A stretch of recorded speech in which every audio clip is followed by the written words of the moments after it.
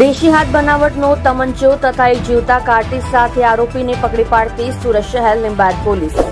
police inspector SB Pateriya સાહેબ નાઓની સીધી દેખરેખ અને સૂચના મુજબ તથા second police inspector VA Jograna નાઓના ટેકનિકલ માર્ગદર્શનથી ગેરકાયદેસર રીતે પોતાના કબજામાં હથિયાર રાખનાર ગુનેગારને શોધી કાઢવા સારું પોલીસ સ્ટેશનના સર્વેલન્સ સ્ટાફના પોલીસ સબ ઇન્સ્પેક્ટર જીવી દિહોરા નાઓના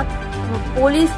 માણસોની અલગ અલગ ટીમો બનાવી પોલીસ સ્ટેશન વિસ્તારમાં વર્કઆઉટ કરતા હોય તે દરમિયાન અત્રેના પોલીસ સ્ટેશનમાં સર્વેલન્સ સ્ટાફના એચસી કાંજીભાઈ હમીરભાઈ તથા પીસી સંદીપભાઈ બાલાભાઈ